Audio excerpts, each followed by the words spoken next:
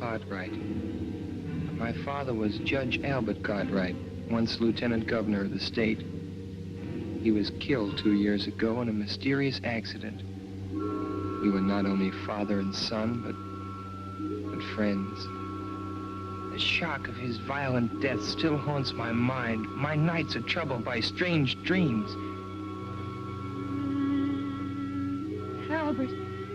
Albert, you've come back to me. I'm happy again. Mother, no. This man isn't father. I thought my happiness was gone forever, but you've come back to me. Mother, listen to me, Mother. Don't waste your breath, Paul. She can't hear you. I am your father now. You're not. You're not my father. Dorothy! Dorothy! What is it, Paul? Dorothy, speak to Mother. Tell her he isn't father. Tell her. Of course he is. Look at the lovely bracelet he gave me. Isn't it beautiful? Has a lion's head. Dear Father, thank you. Thank you so much. The train. Stop the train!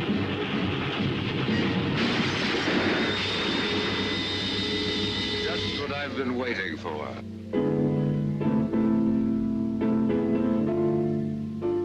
My father. The train! You! Mother! Mother! Mother! Paul.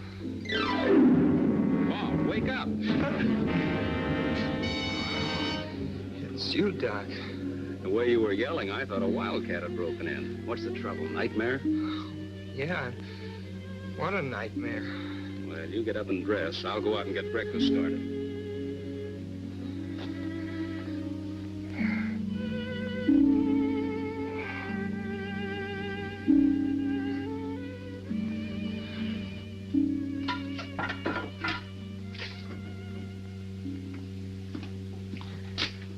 Fall to, Paul. Here's your breakfast.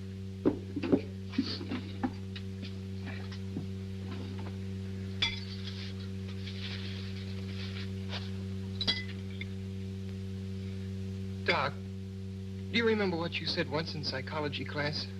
About the phenomena of dreams foreshadowing future events? Yes. But to healthy-minded people, a dream is just a dream. Come on, Paul. There's nothing like an early start for good fishing. Doc, I'd like to go home today. Home? Why, Paul, what's the matter? I'm worried about Mother. Now, look, you're not going to let a dream spoil our outing, are you?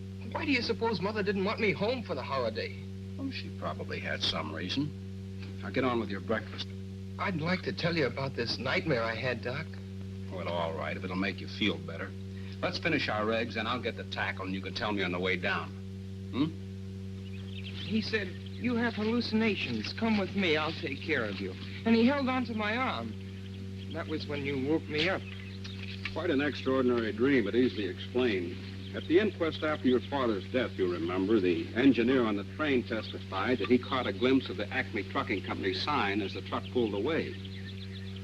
Although nothing's been seen of it since, it still remains the only clue to the unsolved mystery. Naturally, it will be impressed upon your mind. Well, yes, but... And the Schumann Concerto was your father's favorite composition, if I recall correctly. But it all seems so real, and I remember every detail. The bracelet, the abandoned farm buildings, and the things this man said, like, it's just what I've been waiting for. And the terrible danger to Mother and Dorothy. Forget it, Paul. You've been working too hard at school. This is a perfect way to relax. Hey, they're jumping like crickets. Come on.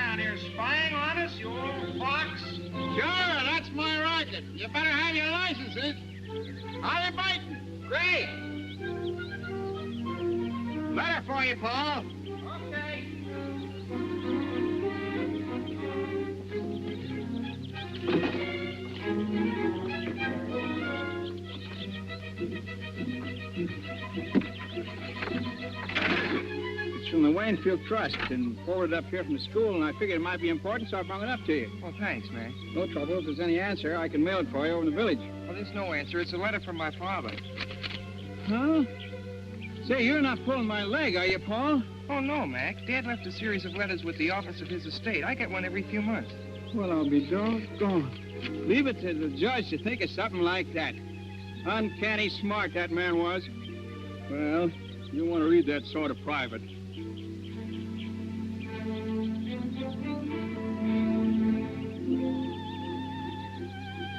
Good fishing, huh? Fine, Mac. How long you figuring on staying up here? Oh, Doc, Yes, Paul. would you mind coming over a minute, please? Now, so long, boys. Bye, Mac.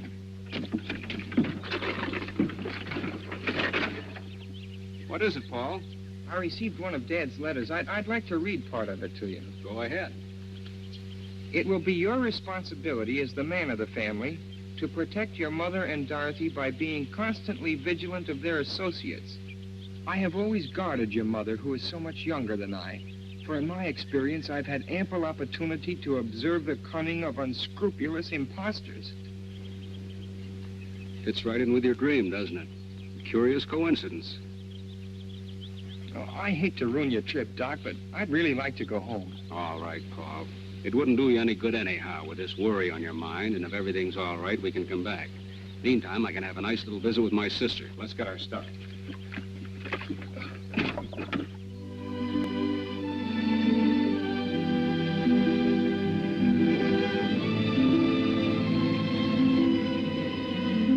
Thanks a lot, Doc. You're welcome, Paul.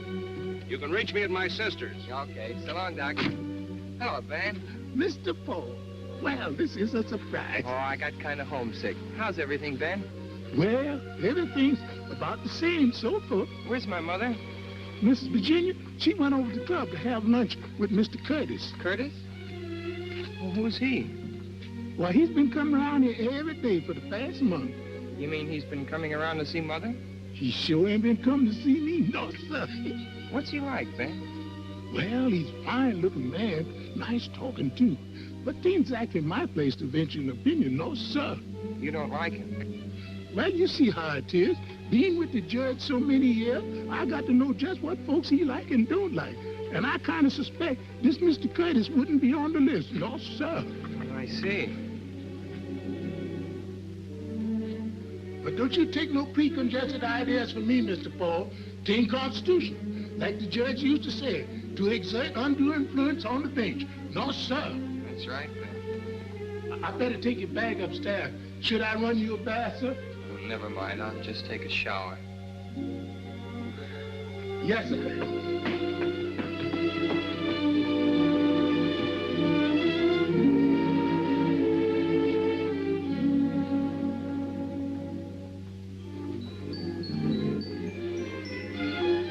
Thanks, Ben.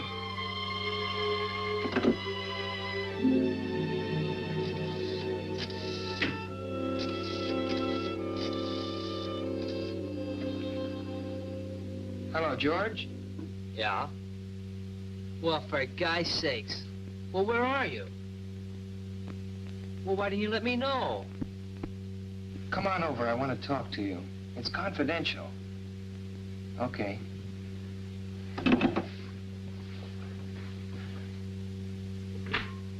Mr. Paul's home. Paul? What brought him home? Well, he said he got homesick. He's up in his room.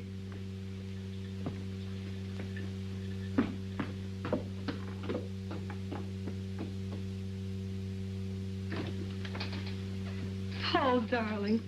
Hello, Princess. Didn't you like the fishing? Oh, it was all right, but I wanted to come home. Well, I had so many engagements, dear. Of course, if I'd realized Come that... clean, Mrs. Cartwright. Where's the Romeo? Benjamin told you. Well, his name is Brett Curtis, and he's most charming. You know, I haven't even been slightly interested in any man since your father died. But I must admit I like this one. You'll meet him tonight at dinner, and I want you to like him, too.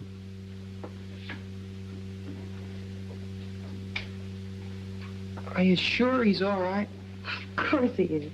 Everyone finds him fascinating. He's amusing and interesting. He's been everywhere, and he's most attractive.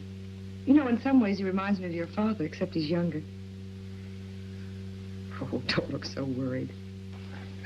Well, you're my responsibility now, you know.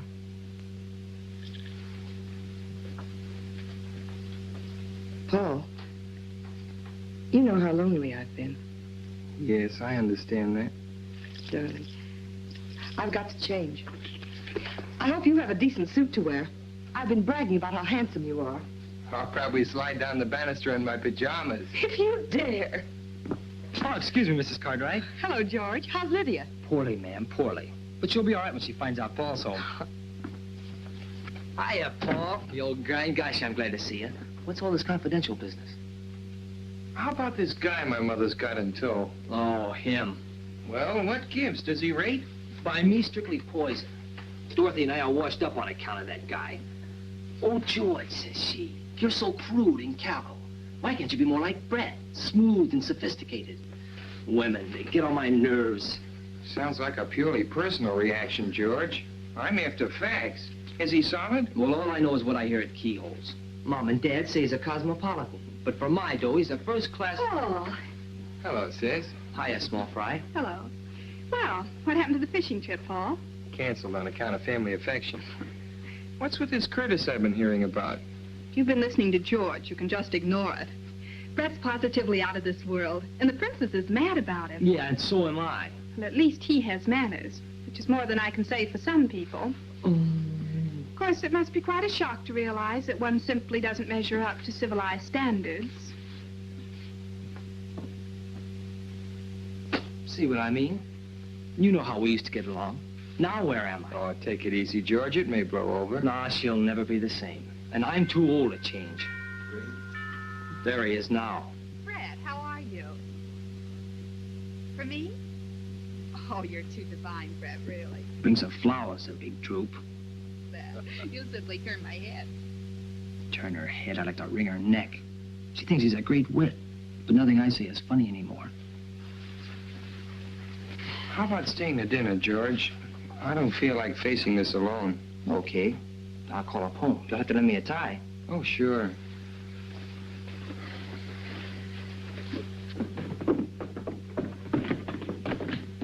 Gosh, do I look all right?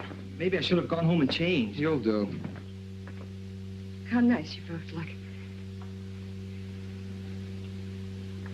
Paul, this is Brett. How do you do? I'm glad to know you, Paul. Of course you know George Hanover. Hello, George. I've been hearing quite a lot about you. Well, Mother and Dorothy have been giving you quite a build-up, too. Well, I hope you won't hold it against me.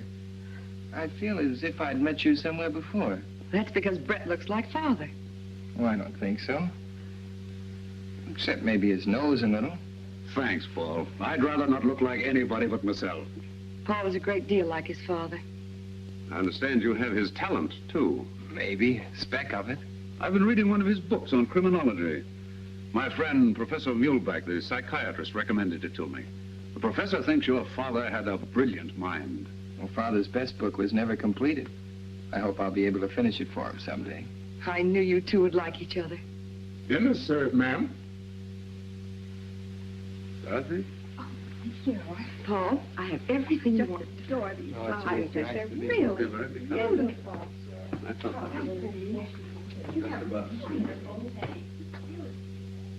You don't mean to tell me you like him. I didn't say I liked him. I just said I could see why Mother likes him. Yeah, but does Dorothy have to drool over him like a goon? Oh, Dorothy's nothing but a child. Child, nothing. She's a first-class flirt. The way she hangs on that guy's words. Honest, Paul, it sickens me. Pure jealousy. Me? Jealous? Psst. Gosh, that's right. Maybe I am. Paul, look. It was in the box with the corsage Brett gave me. Isn't it beautiful? It's a lion's head from India. Brett has such divine taste. Well, don't you like it? Nice girls aren't supposed to take jewelry from strange men. He's not a strange man.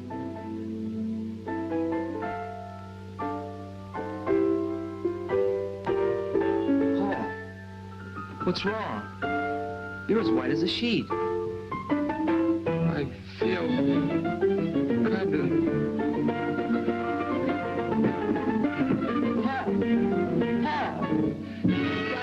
dreaming. I'll get Mother. Mother! Oh, Martin. What's the matter, Virginia? What happened? I don't know. Dorothy said he simply keeled over. When he came to, he babbled something about a dream and wanting to see you. He seemed all right at dinner time. Let me see him. Feel better? Say, you know, I had an uncle once. He used to get fits. They had to put a spoon in his mouth. Hello, Doc. Well, young man, what's this all about? Darling, what is wrong? Nothing, Mother. If you don't mind, though, I'd like to talk to Dr. Vincent alone. Well, I guess I'll barge along home then. Hope you feel better, chum. Well, I'll be okay. See you tomorrow. Right. You look feverish.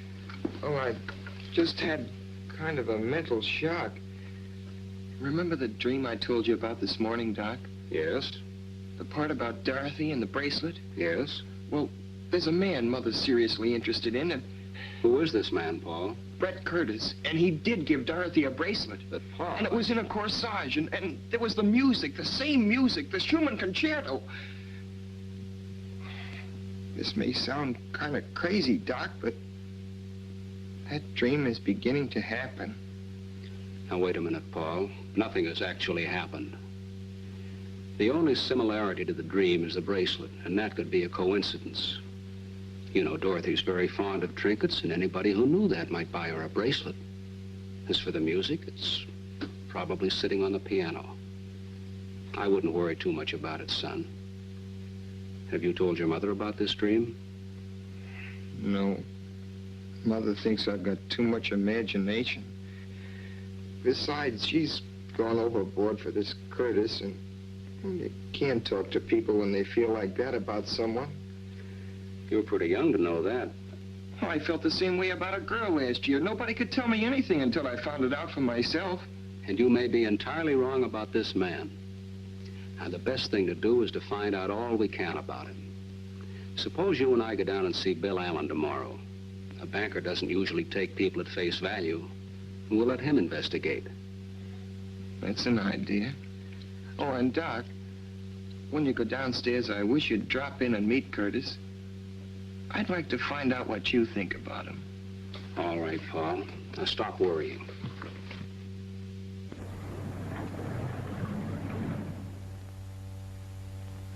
Come on, Paul. Mr. Allen's a busy man. Well, thank you, Mr. Allen. Goodbye, Paul. Goodbye, Bill. Doctor.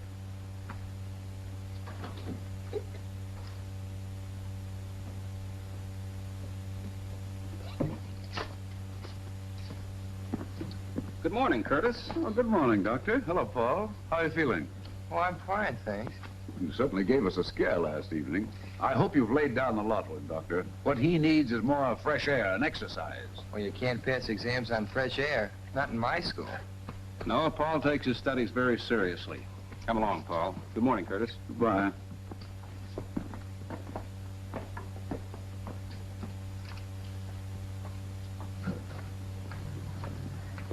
You don't suppose he followed us here? Oh, come now, Paul. The man banks there. Aren't you convinced that Allen knows what he's talking about? My intuition isn't. I take it easy on that intuition business, son. It can become an obsession, you know. Well, if you don't mind, Doc, I think I'll walk home. Well, that's a splendid idea. Do some deep breathing and try and rid your mind of Curtis.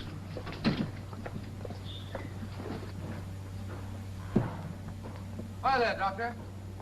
Going anywhere near the club? I go right by there. Hop in. Oh, thanks. It's a nuisance to find a taxi when you want one. I don't drive myself. That's unusual. I thought everybody drove these days. Well, I was in rather a bad accident when I was a youngster, and it made such an impression on me that I never learned to drive.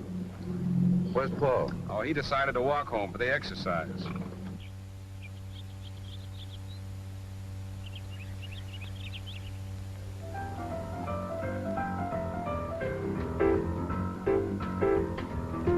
Hiya, Paul. Feeling okay? Sure.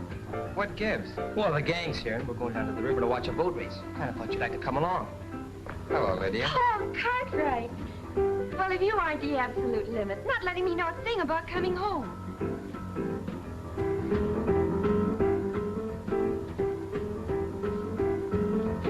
Ben, what are you doing with that picture? Miss Virginia wants it taken up to the study. Why? I couldn't say.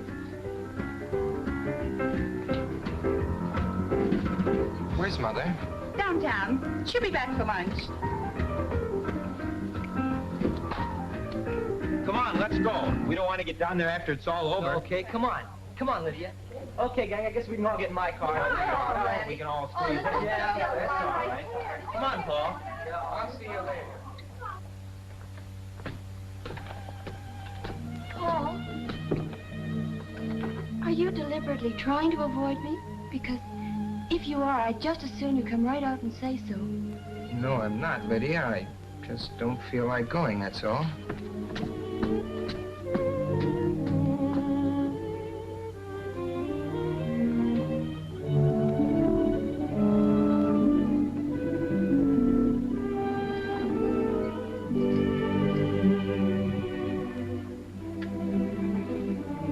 I'm sorry, sir.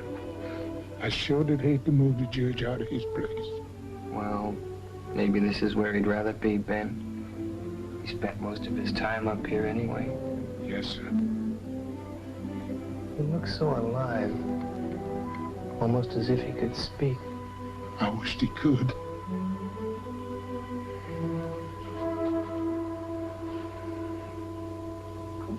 Ben, when is Curtis coming here again?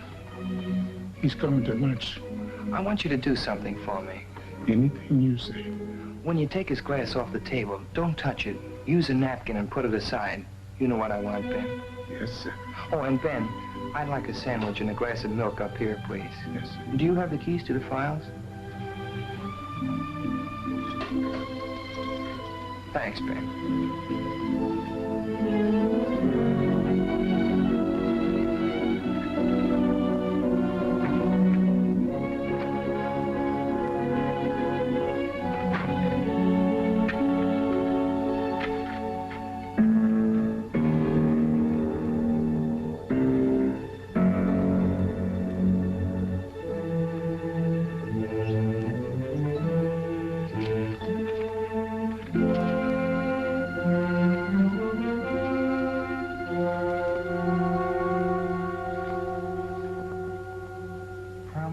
Unsolved Crimes is the record of Claude Barrington, an amazingly clever and dangerous individual. He was suspected of innumerable crimes, including attacks on young girls, even murder. Yet the police have never been able to find sufficient evidence to warrant his arrest. His quick disappearances, the failure of witnesses to identify him, the lack of fingerprints or photographs, indicated a marked talent for crime. Suspicion first fell upon Barrington when in 1932 he married a wealthy young widow, Cecilia Gordon, who was drowned within 6 months of their marriage, leaving him a substantial legacy.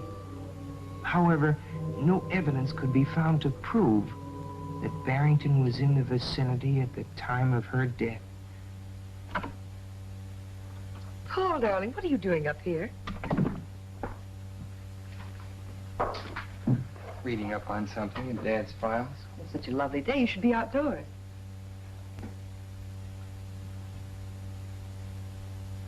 I'm sorry about moving the picture. I wanted to change things in the living room. It's so old-fashioned. I wanted to brighten it up a bit. It's all right, Mother. Paul, are you going to make things difficult? I haven't said anything. It isn't what you say, it's your attitude. Why don't you like Brett? I just don't want you to make a mistake, that's all. How much do you know about him? Everything. He's told me all about himself. Paul, why are you so mistrustful? I received one of Dad's letters yesterday. Maybe you'd better read it.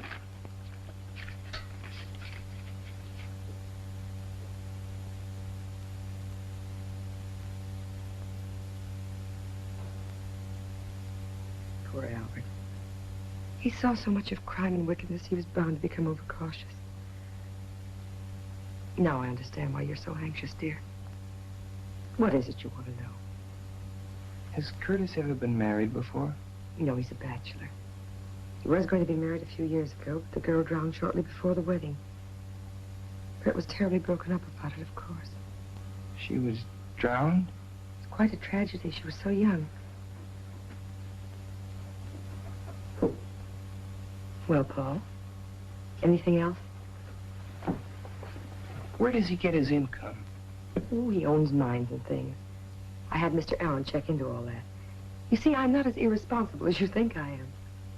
You're not going to marry him for a while yet, are you? I don't know, Paul. I think you should wait. Paul, I don't want to make you unhappy. But that's one thing I must decide for myself. You mean you're going to marry him right away? I may. But you can't. You've got to give me time to... Give you time? For what? Well, to get better acquainted with him. Darling, you'll be going off to school soon. Your life will be occupied with other things for years. Paul, try to understand. Try to be fair. Please. For my sake. All right. That's better. You'll be down for lunch? No, Benjamin's bringing my lunch up here. I'll be down later. Maybe you could play some tennis with Brett. He plays an excellent game. If you just give him a chance to be himself, you two would probably be the best of friends in no time. I've got to go now. Don't work too hard, darling.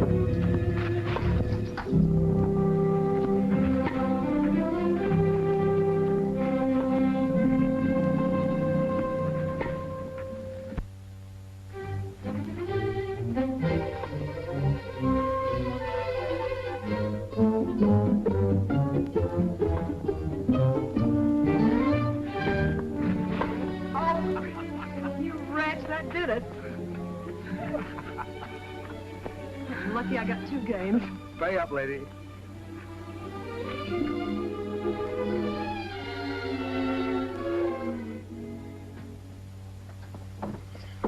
Hello, Paul. How you feeling?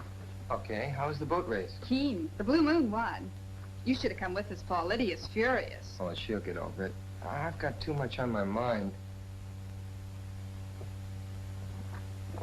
Any lunch left for me, Ben? There's sandwiches and milk in the breakfast room, Miss Doris. Oh, thanks, Ben.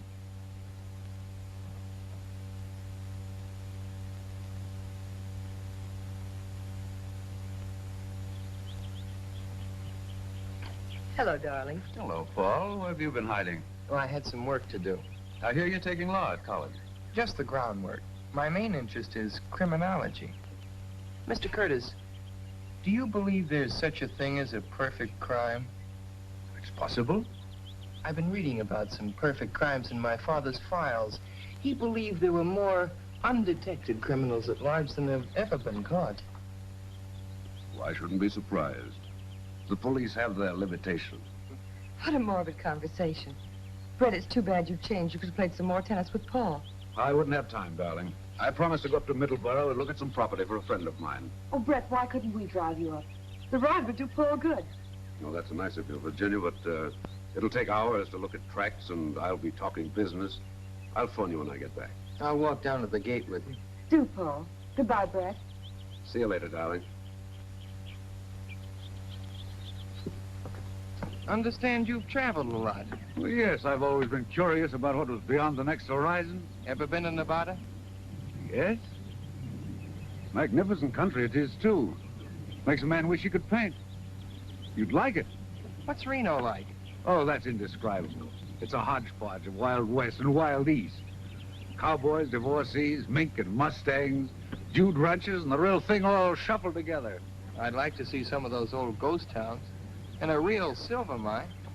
Well, I have an interest in several mines. Perhaps we'll take a trip someday. Do you know Colorado? Quite well. Waynfield must seem pretty tame after those places. I've seen pretty much everything worth seeing. I'll be glad to settle down right here. Well, goodbye, Paul. See you tomorrow.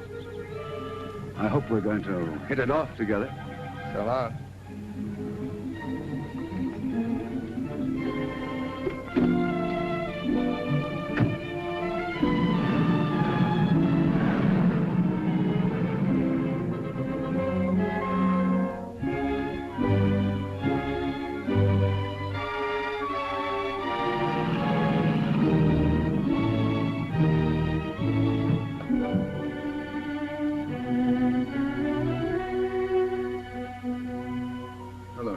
Mr. Curtis. Professor's expecting. Yes, sir. Mr. Curtis. Send him in. Go right in.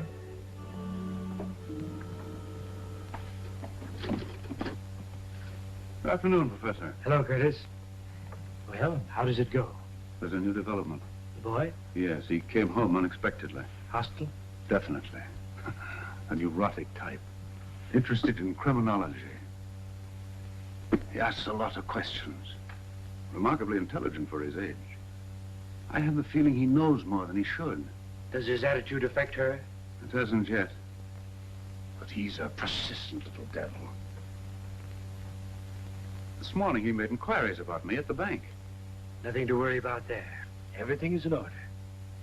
This afternoon, he was looking through his father's files. When he came downstairs, he asked me if I believed there was such a thing as a perfect crime. You'll bear watching. Has she accepted you? She hasn't yet, but she will. What's the girl's attitude? Oh, Dorothy.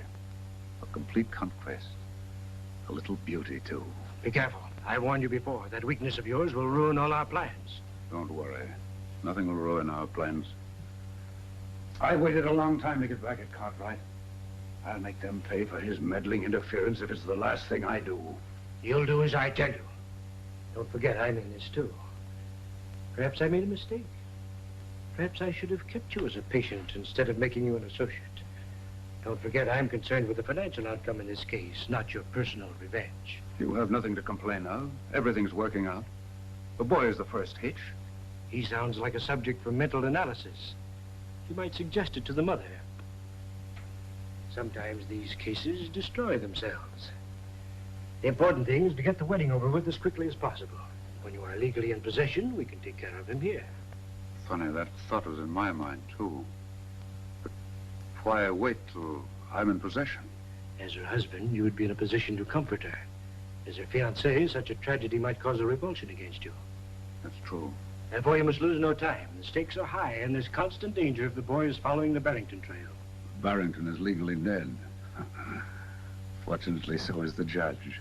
However, fools and children sometimes stumble upon details which even the most careful strategist has overlooked. I had better meet the lady as soon as possible. Meanwhile, you must impress her with my professional distinction. Understand? Perfectly. Now, be careful. If you can't accomplish this within the week, our relationship shall revert to that of doctor and patient. I'm spending the weekend with them. I'll have her consent before Monday.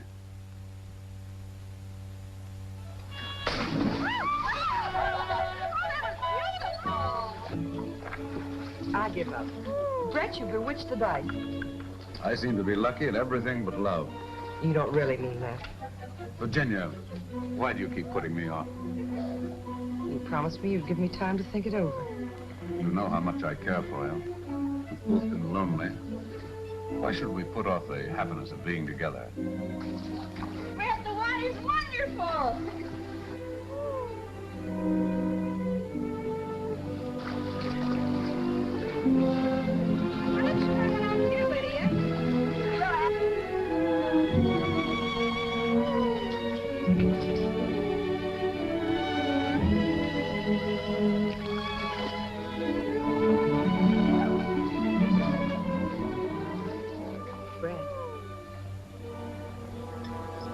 Yes.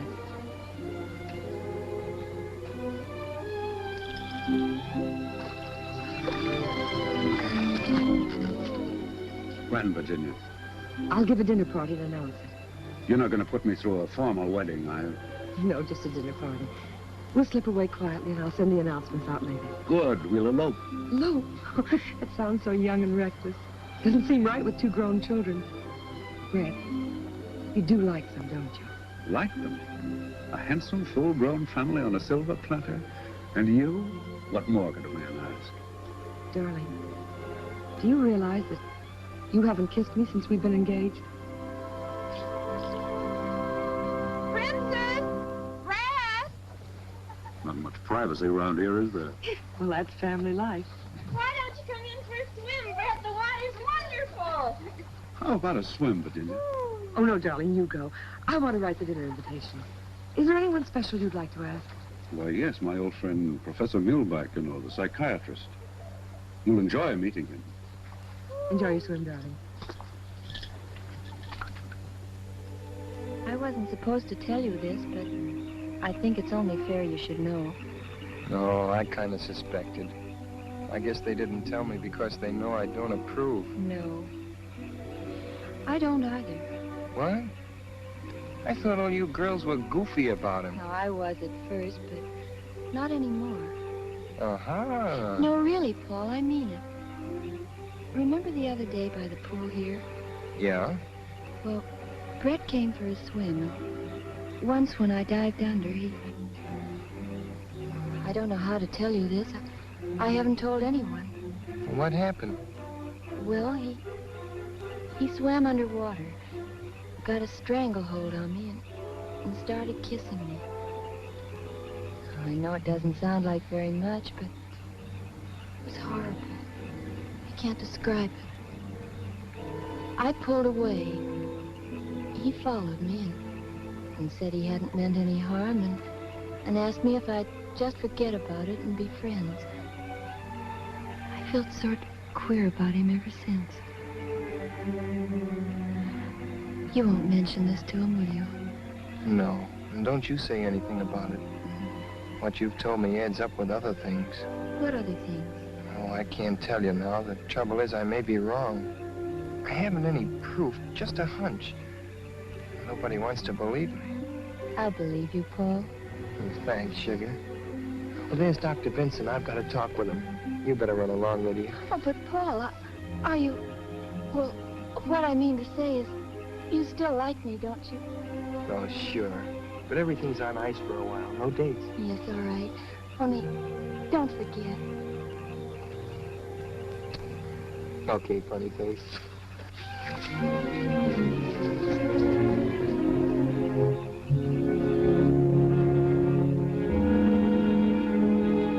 Hello, Paul. They're announcing their engagement. I suspected as much. What have you found out? Nothing unfavorable to Curtis. Mr. Allen gave me these answers to some inquiries he made. After reading them, you'll probably agree it looks like a clean bill of health. Well, that may be so, but Lydia just told me something. Would you mind coming up to my room a minute, Doug? Not at all, Paul.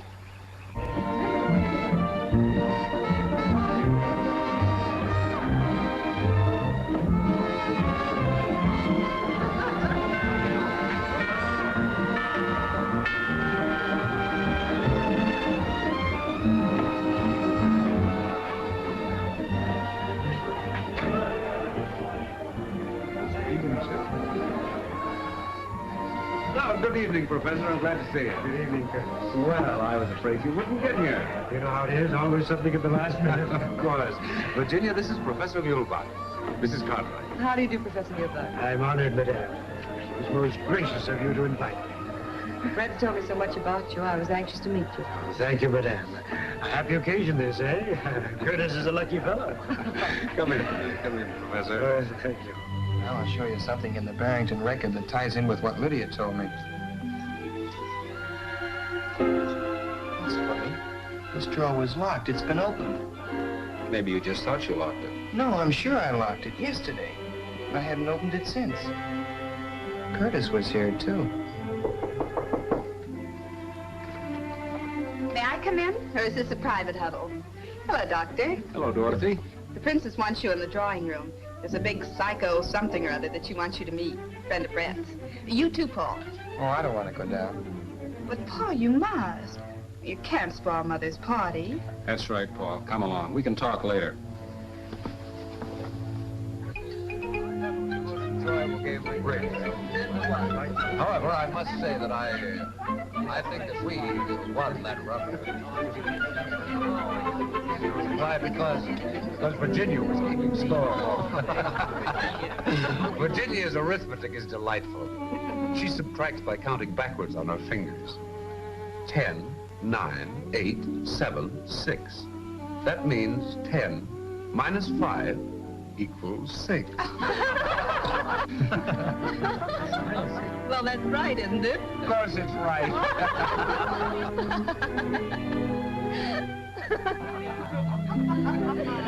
We had a perfect storm. Well, tell me about psychiatry, Professor. It must be very interesting.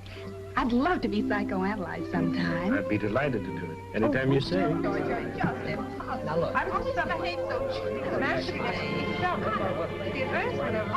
Miss Cartwright. Benjamin, Mr. Curtis will call. Well, my friend, here's a chance to display your domestic accomplishments. It's just what I've been waiting for.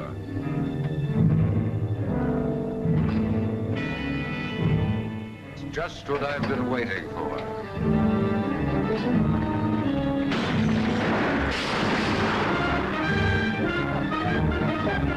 Sorry. I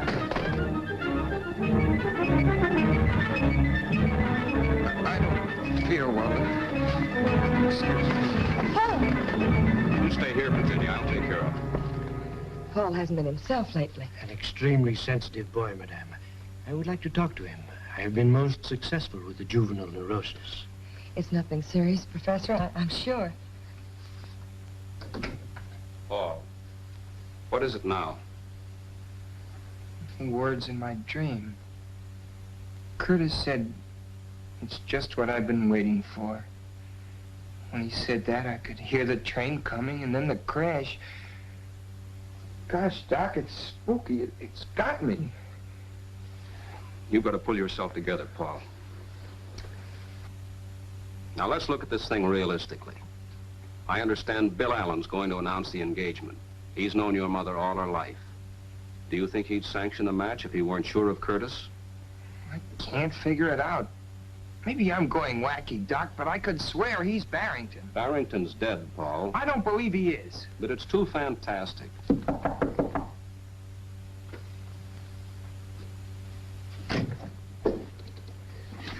How is the young man feeling, Doctor? Oh, he's all right. He was just having a dizzy spell. Perhaps I can be of some assistance. Nerves are my specialty. May I come in? Well, it's just a reaction from overwork at school. Ah, yes, I was an intense student myself at his age. Do you mind if we have a little talk, young man? I feel all right. Perhaps the doctor had better go downstairs. It seems a pity to spoil Madame's party. I'd rather have Dr. Vincent stay. Of course, I have no objection. Let's sit down and be comfortable. I understand you are an unusual boy, Paul. Extremely talented. You intend to pursue your father's research into criminology? Yes. An interesting subject. But something must be done about these nervous attacks. They're not exactly normal at your age. I presume you are devoted to your mother? Of course. As one student of human nature to another, may I speak frankly? Go ahead. In some cases, filial devotion to a mother goes beyond the borderline of normality. It can frequently produce hallucinations. Did you say hallucinations? Do not be offended. I'm merely stating a theory. Let go. Please don't agitate yourself. I'm only trying to help you. I don't need a psychiatrist. But you do. I believe it is your emotional aversion to your mother's remarriage which produces these neurotic symptoms. I'm sure I can cure you in a very short time. I would like you to place yourself under my care at Restview. Restview? That's a sanitarium for mental cases. Yes, but I wouldn't consider you a patient, merely a guest. Guest? Well, that's right of you. Good night, Professor. I'm sorry. I assure you I meant no offense. May I see you a moment, Doctor? I'll be right back, Paul. The boy's agitation reveals an emotional influence which should be corrected immediately. I hope you can persuade him. I'll speak to him. Good.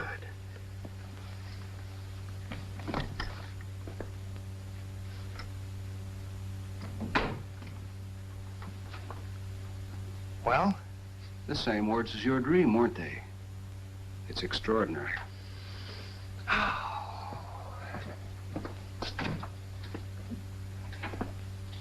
Those two are mixed up together somehow, Doc. Hallucinations. Do you believe that stuff? Well, I've read about it in textbooks. And according to him, I've got him. He seems to think so. What else did he say, Doc? Well, he wanted me to ask you to go to his sanitarium and let him analyze you. You know, Doc, that might not be a bad idea.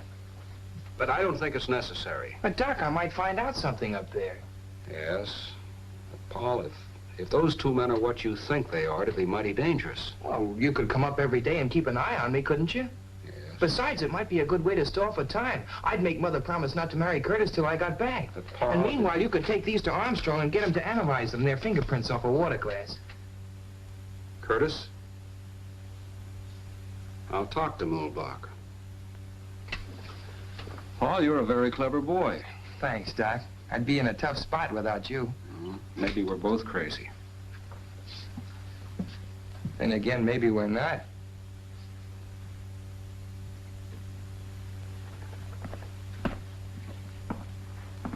It's a lovely room, isn't it, Paul? Very nice. I hope you'll find it comfortable. My routine is a simple one. A few heart-to-heart talks, plenty of food and rest. Believe me, Mrs. Cartwright, he will return home a healthier and happier boy. I'm sure he will. Goodbye, darling. Don't read too much. You'll take good care of him, won't you, Professor? Of course, Madame. I'll drop in tomorrow and see how he's getting along. Please do, Doctor. I'm always happy to have the cooperation of my colleagues. Goodbye, Paul. I'll see you tomorrow. Goodbye, Doc. Goodbye, Princess. Goodbye, darling. I'll see you later.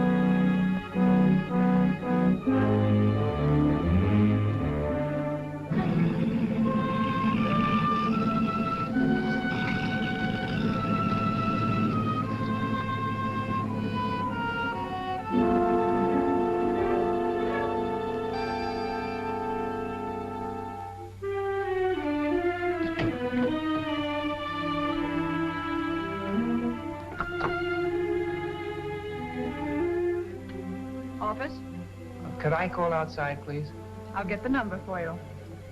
Well, I forgot my tennis shoes. Do you happen to know where I could get a pair? I'm sure Professor Mulbach can lend you some. Thanks.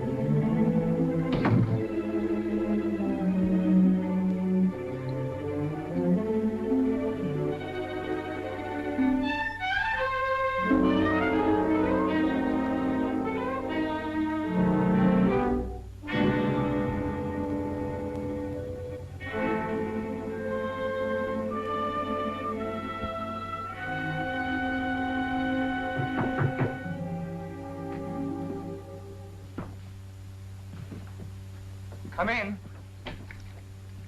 Well, Paul, can I help you get settled? Oh, no, thanks, Professor. There's not much to do. That's a funny place to hang your coat. Oh, I got tired of looking at myself. Same old face. Touch of inferiority, eh? We'll overcome that. I encourage tidiness as much as possible. Orderly room, orderly mind. I hope you have a good appetite for lunch. Pretty fair. Anything special you prefer? Well, I'm not fussy, Professor.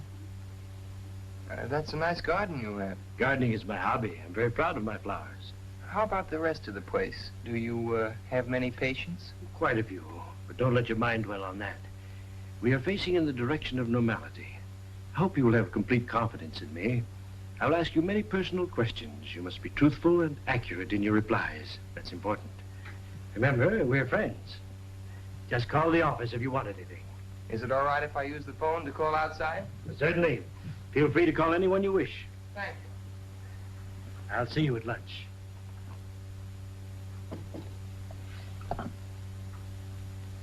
I'd like to get Wingfield 1531, please. Hello, Vixen. What's mixing? Oh, Paul, where are you? I'm up at Middleborough getting my brain unscrambled. It's all very scientific. Cures hives and hangnails and improves the disposition, it says here. Are you missing my kissing? Was that some kind of code? No, just juvenile vernacular. What pleases the significance? Young romance in the modern manner. Romance, I see.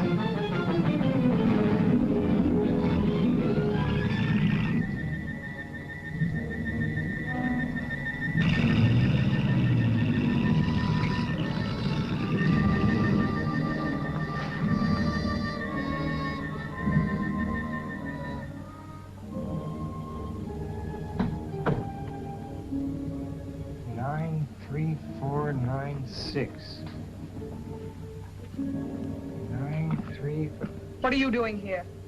Well, I can't sleep. Nightmares. I'll get you a sedative. Go to your room. We don't permit the patients to wander through the corridors at night. Well, I'm not a patient. I'm a guest. I must admit the boy puzzles me. I can learn nothing from him except that he suspects you. I'm sure he knows you're Barrington. How he arrived at that conjecture, I don't know. From his father's files, I found the Barrington folder in his desk. The boy's as persistent as his father was. I won't be in the clear until I get squared with the entire family. It'll be quite ironic, won't it? The elusive Barrington, married to the widow of the Honorable Judge Albert Cartwright. He won't be if Paul can help it. Right now, his main idea is to delay the marriage. He's managed that already. She promised him not to marry me until he returns. There must be some way to overcome that.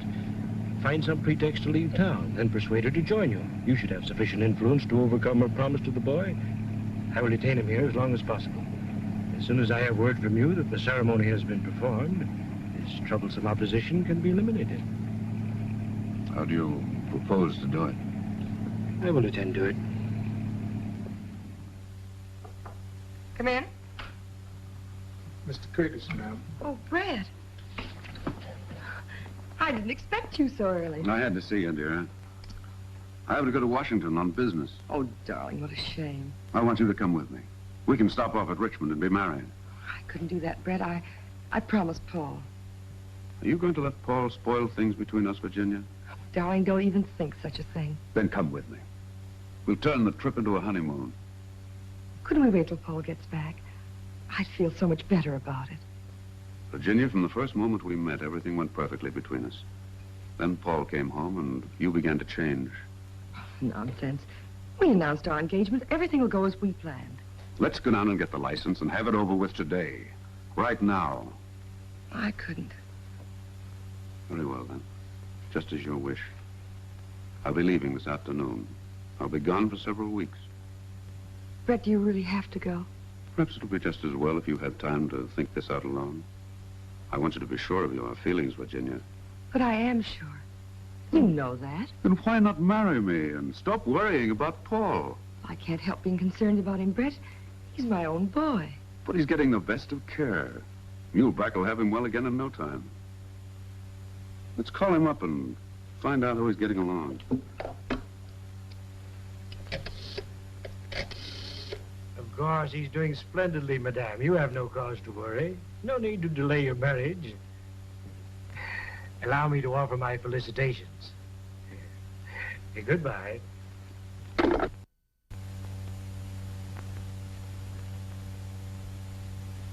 How long will it take you to check some fingerprints? Whose are they? Curtis. Paul got them. He asked me to turn them over to you. He's a chip off the old block, all right.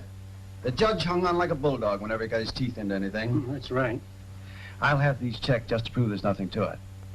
Let me see. Where does Curtis hail from? Oh, he's lived in Oregon, Nevada, Colorado, California. California's good. They get thumbprints on driver's licenses. Curtis says he doesn't drive. Well, we won't take his word for that. Check those with Washington, Tom, and try the California License Bureau. Okay, Chief. So long, Doc. I'll let you know, Doctor, if anything develops. Goodbye, Mr. Armstrong. Thank you.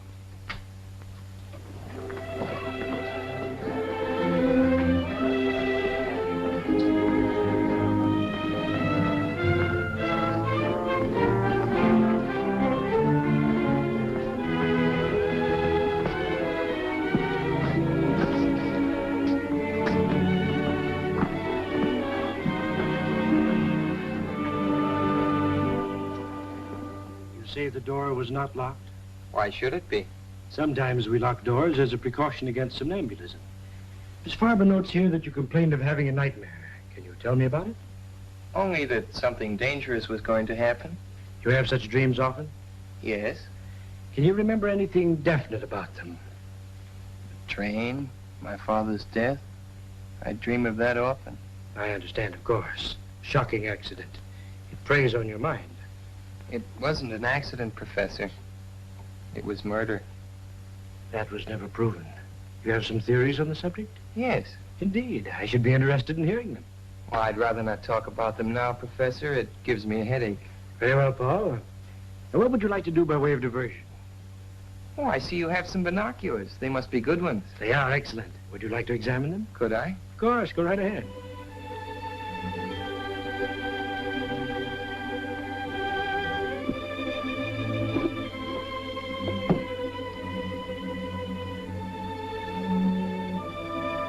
Oh, they're swell. I'd like to take a good look. Come along. You can see Waynfield through them from the roof.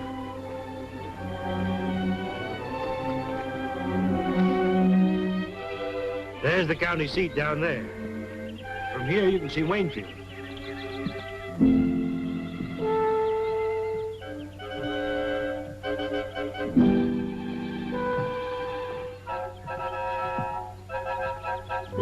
Over here, Paul, you can see the ferry crossing the river.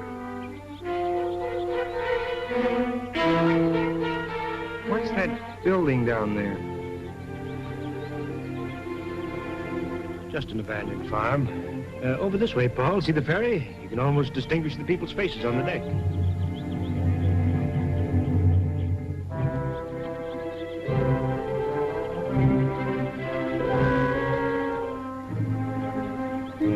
Nice binoculars. Yes, they are. Well, there's Dr. Vincent. We better go down. Yes. Would you mind going to your room? I'd like to have a talk with the doctor. Then I shall send him to you.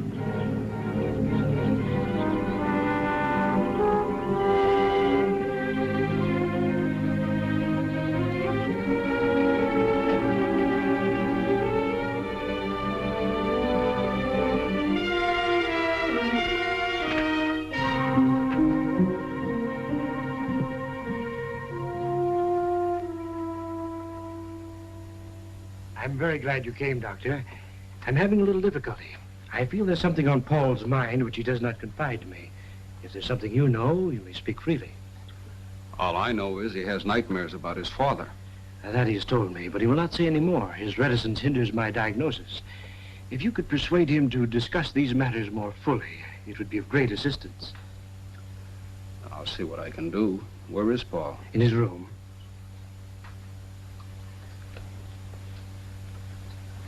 Show Dr. Vincent to Cartwright's room, please. Thank you.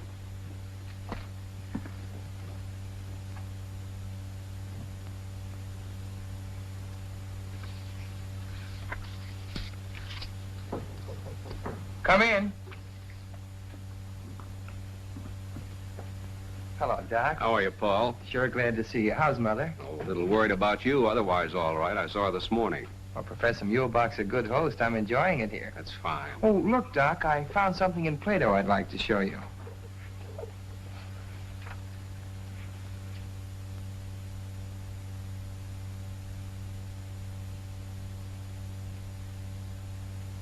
Oh, yes, yeah.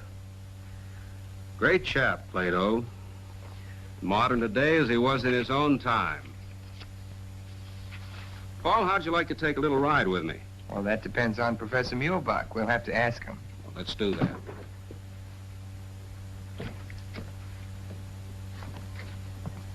Well, how do you find your patient, Doctor? He looks rested, but I'd like to take him for a drive in the fresh air so he won't feel shut in here. That is, if you have no objections. Not at all. Provided you don't keep him out too long. Oh, a half hour or so. We'll take a drive through the hills. This is beautiful country. I trust you will urge Paul to relax and talk more freely. I'm very anxious for him to get straightened out so he can go back to school. If he falls any further behind, I'm afraid he'll overwork again. Of course. Well, come along, Paul. We won't be long.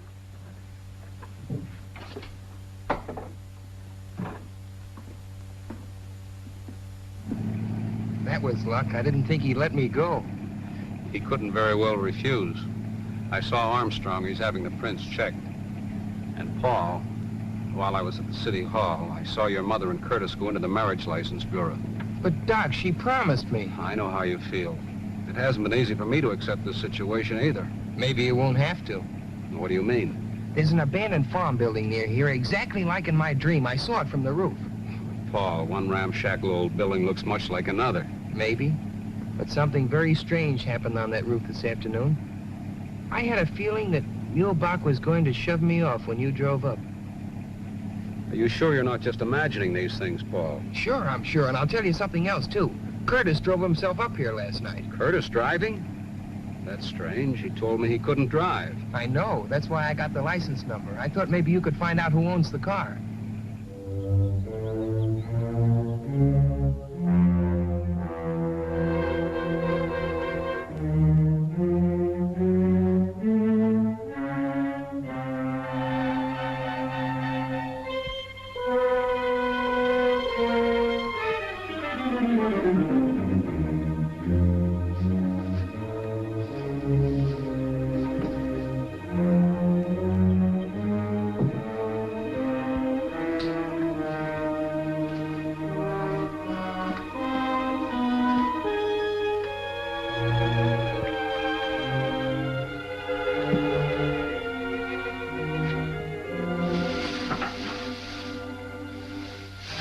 that?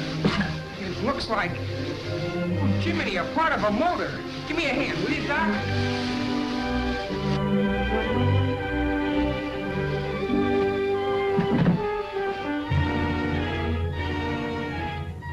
Paul, that's the sign from the truck.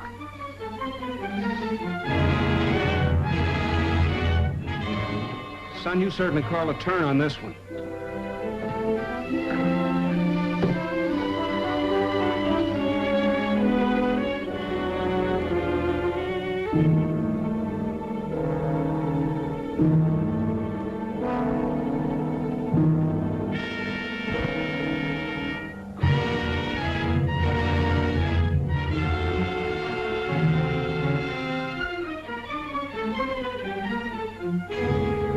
Certainly be an eye-opener to Armstrong. We'd better take it right over to his office. You'd better. I'll have to go back or Mulebuck will get suspicious. You better stop here, Doc. I'll walk the rest of the way. No use taking any chances with that evidence.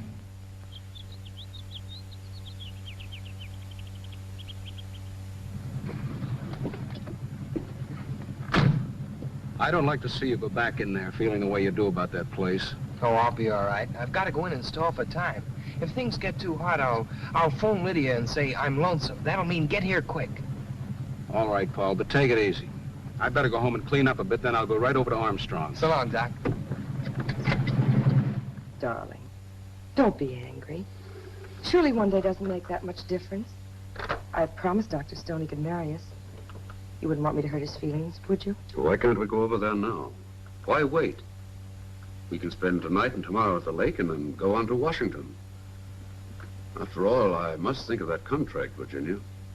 Even a man in love has to think of business. All right. I'll call Dr. Stone, see if he can't find some time free. He ought to be able to work us in somewhere. A ceremony doesn't take long. Do you want me to call him? No, I'll do it.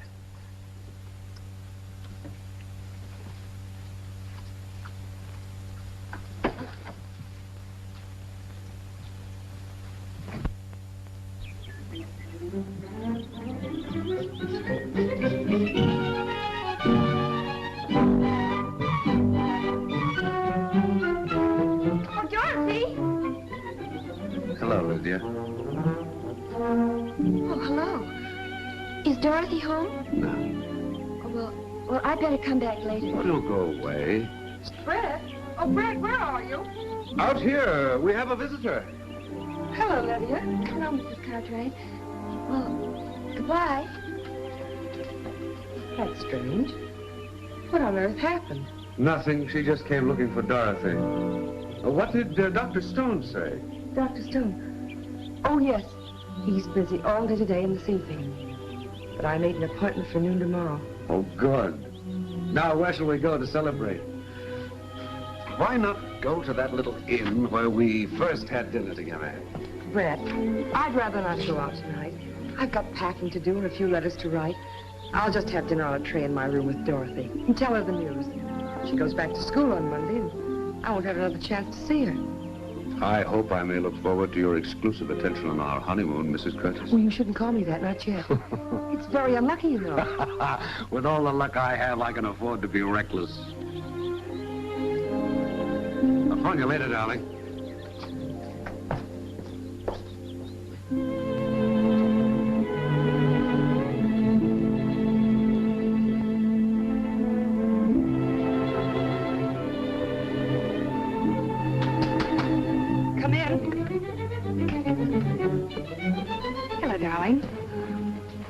Is anything wrong? No, dear. You've been crying. It's just my nerves, that's all. Benjamin's going to bring supper up here. I thought it'd be nice and cozy, just the two of us. Come on, sit down, darling. Something is wrong. You're packing. Dorothy, Brett and I are going to be married tomorrow. Married tomorrow? Oh. For a minute, I thought you'd quarreled with him. Brett has to go to Washington on business. We decided to make it a honeymoon.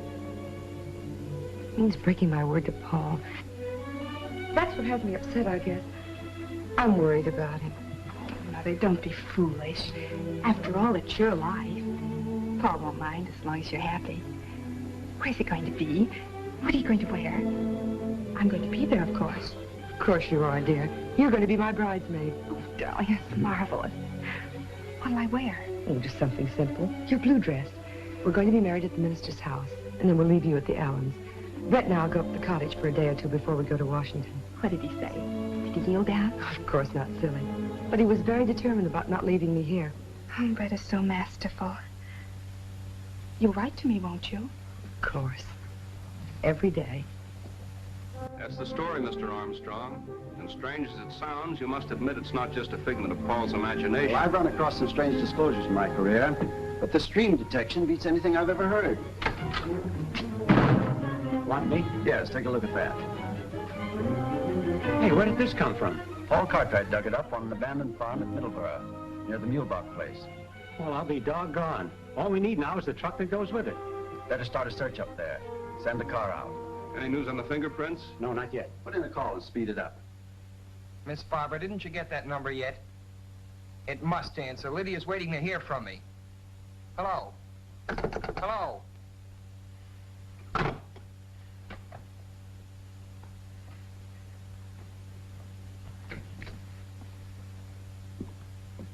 What do you mean by disconnecting the phone when I'm trying to get a call through? I want you to be absolutely quiet. You are agitated. I was afraid your outing today would be too much for you. I'm getting out of this place, but quick. Not in your present condition, my boy. You are hysterical. I couldn't possibly allow you to leave in such a state. Allow me? You don't think you can keep me here if I want to go, do you? I'm afraid that may be necessary. You seem to be forgetting that I'm a guest. All my patients are guests. Sit down, my dear boy, and calm yourself. Tell me, what has upset you? Was it something you found at that farm where you went this afternoon? You followed us. I observed you from the roof with the binoculars. All right, since you know so much. We found the truck that killed my father. The police ought to have the evidence by now, and I know you and Curtis were mixed up in it. Again, you were having hallucinations.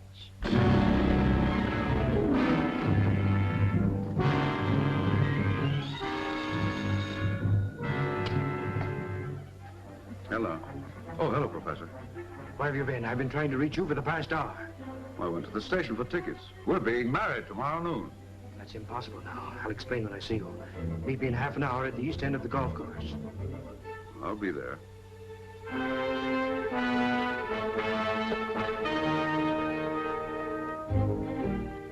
I don't like to exaggerate Paul's danger, Mr. Armstrong, but that place up there gives me the creeps. I'm uneasy about the boy. Why does everything take so long? The machinery of the law, Doctor. It's much better than it used to be. Armstrong? Farber? The car driven by Curtis is registered under the name of Charlotte Farber. Does that name mean anything to you, Doctor? Why, yes. She's Mulebach's secretary. Yeah? Put a blanket out for it. Get going. Chief, the California Motor Vehicles has a thumbprint on Brett Curtis. It matches the print taken from the body in the mine identified as Barrington. That means Curtis was killed in the mine, not Barrington. Paul was right. And Barrington is just cunning enough to pull something like that, too. Then it isn't unlikely that Curtis... Could be Barrington.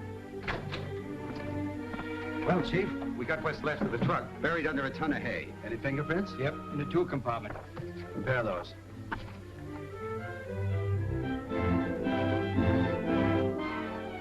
They match all right. They match the Curtis prints Paul got from the water glass. Well, are you satisfied? Go to the country club. Pick up Brett Curtis. Suspicion of murder. Cartwright case. Right, Chief. We've got to get to that boy, Armstrong. Mulebach and Curtis are working together, and there's no telling what may have happened to him by this time. Get me in the Mulebach place at Middleburg. Now, don't worry, Doctor. We'll find out in a few minutes.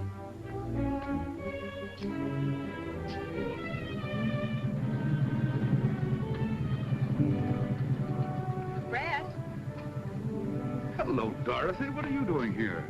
Princess told me about tomorrow. Brett, I'm so thrilled. Mother's going to let me be your bridesmaid. Isn't that wonderful? I thought we might drive down to the florist and get dozens of roses and take them to the cottage. I want to do something special, and I'm sure the princess would love it. That's a charming idea, Dorothy. I should have thought of that myself. Well, then, let's go. Now, just a moment. I was going to meet somebody here. But I'll leave a note for him. Don't be long. Sir, that's strange. Come on, Doctor. My car is downstairs.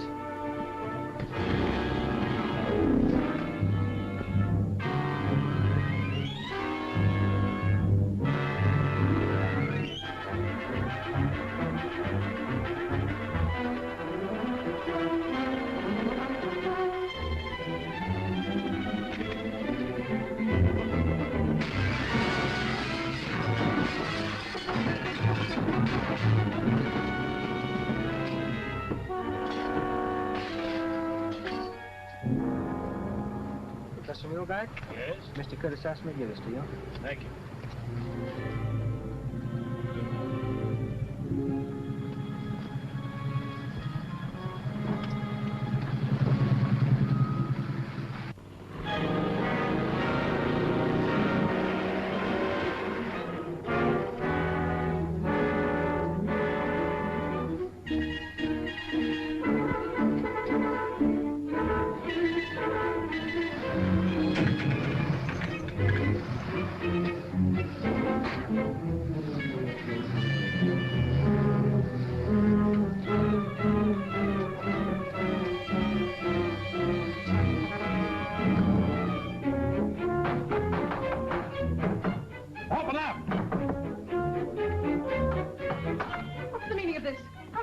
This is private property. Sure, we know. We're just nuts looking for a padded cell. Where's the Cartwright boy, sir? I know nothing. I'm just an employee here. Well, we'll just have to go around breaking down doors. You have no right to search this place. You have no warrant. The district attorney wants Paul Cartwright, and he wants him alive. Of course he's alive. He's in his room. Which room? The first one down the hall, but it's locked. Have you a key? No, Professor Muehlberg has the key. He's out for the evening. Slade, take this woman in custody. Hold her as a material witness. Come on, Langdon.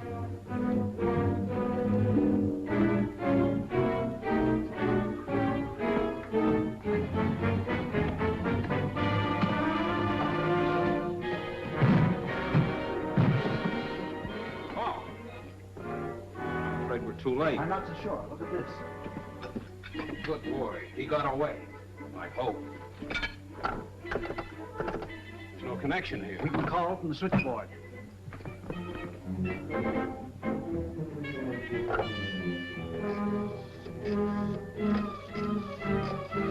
Calling his home? No, I'm calling Lydia. I don't want to alarm Virginia just yet. Curtis may be there. That's right. I'd better have the Cartwright house covered.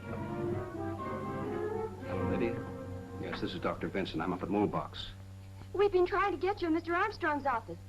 Paul's here. Hello, Doc. Oh, sure, I got out. What? I knew it. Boy, this is really it. What is it? Hello, Lydia. Paul come home for the wedding? What do you mean, wedding?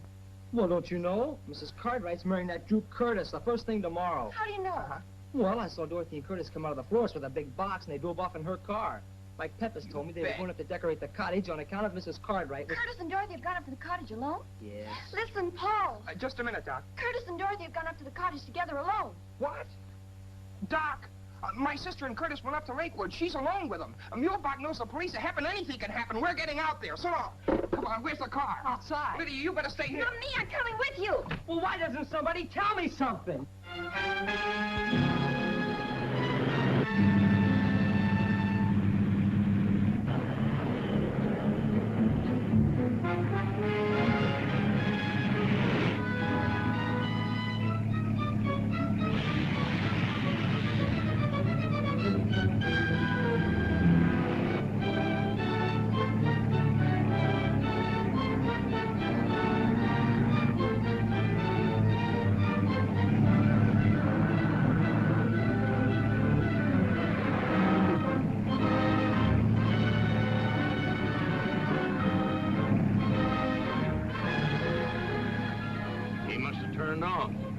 See him.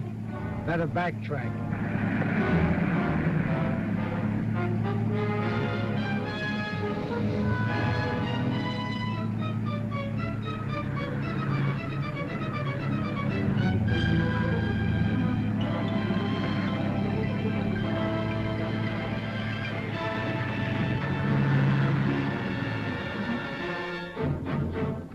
Put up your hands and get out.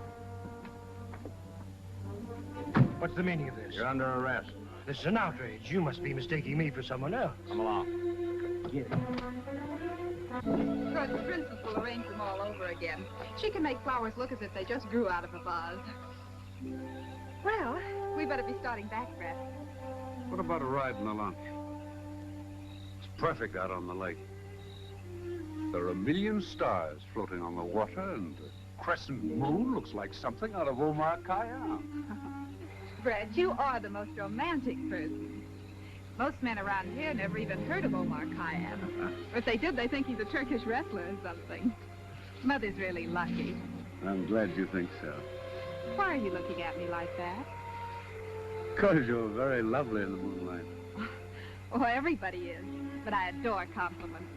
The best I ever got from George was, oh, come on, you look all right. You know, Brett, I've grown out of that crowd. I don't know what I ever saw in them. I'm really quite poetic at heart. Only it's positively lethal to let anybody know about it in our crowd. They simply jeer. I heard a car, didn't you? Probably out on the main highway. Come on. Don't hold my arm so tight. Oh, I'm sorry. Steps are so uneven, I was afraid you might fall. Really, Brett, I think we better not. I must be getting back. Mother will be worried. Where's your spirit of adventure? I thought you were romantic. All right. But we won't stay long.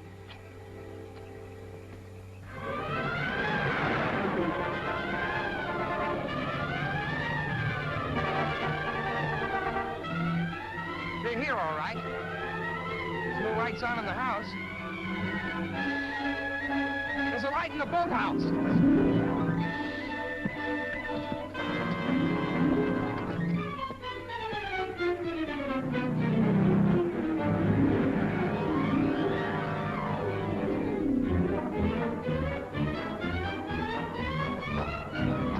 They're in here. Come on, eat. All right, Barrington. You meddling fool!